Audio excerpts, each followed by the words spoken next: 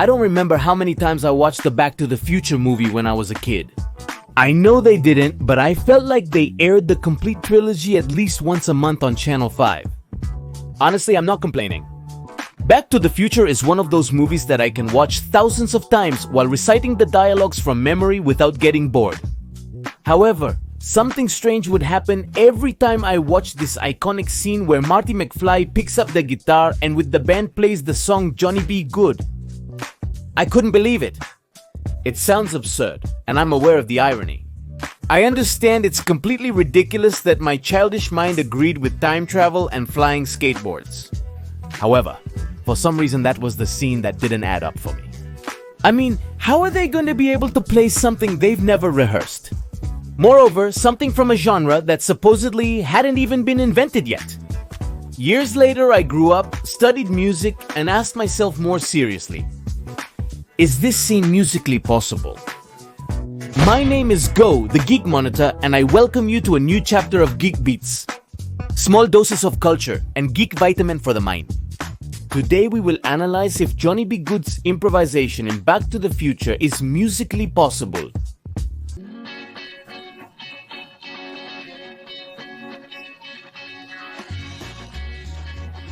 We all know the scene. When a guitarist hurts his hands in Back to the Future, it's up to Marty McFly to play with the band so the party can continue and his parents fall in love. His mission is already accomplished and Marty is about to leave. When they ask him to play one more song, McFly then decides to play an old song, well, old from where he comes from, and he gets ready to play Johnny B. Goode, a hit composed by rock and roll legend Chuck Berry. Before starting to play, Marty gives a couple of instructions to the band. He tells them, okay guys, it's a blues rhythm in B. Watch the changes, try to keep up.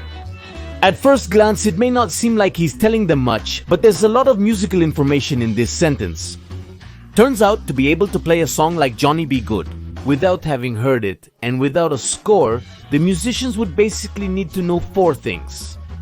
Let's see then what they are, and if they are musically achievable in Blender. To finally give a verdict on this topic. Number 1. The song's tempo, that is, the speed. This is something that Martin doesn't tell them in the instructions. However, it's McFly himself who starts the song, so the other musicians can simply follow the speed that he set from the beginning. So, this is completely possible. 2. Rhythm or genre. It's what will tell the musicians what kind of rhythmic patterns to play. Different musical genres are played with different rhythmic patterns. Even with no musical knowledge, we can distinguish between rock and roll and salsa. In the movie, Martin tells them in the instructions that it will be a blues rhythm, so one would think there is no problem. However, by 1955 there were already many rhythms that could be categorized as blues, like this one.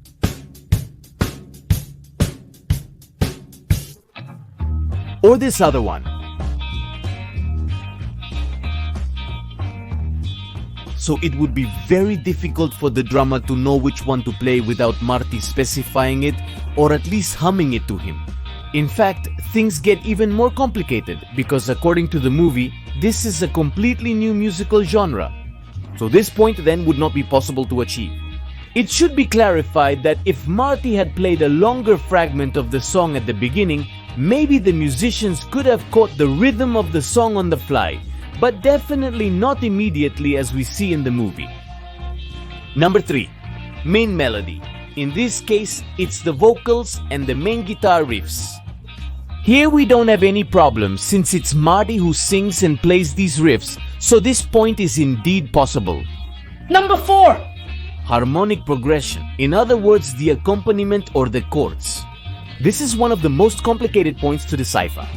Normally, one would have to tell the musicians what the chord progression is that accompanies a song or write it down for them.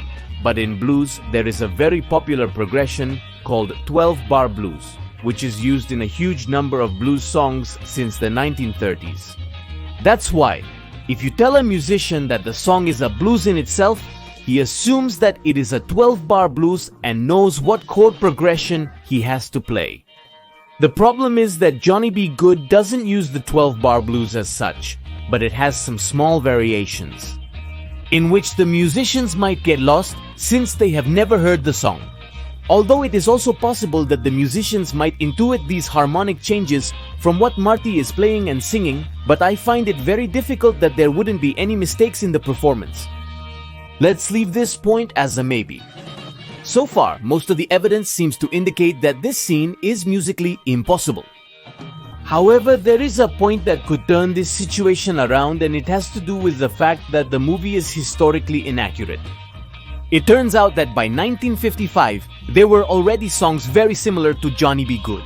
Like this song from 1939 called Rollin' Pit by Big Joe Turner. A song that has exactly the same chord progression and a very similar beginning to Johnny B. Goode, but on piano instead of guitar.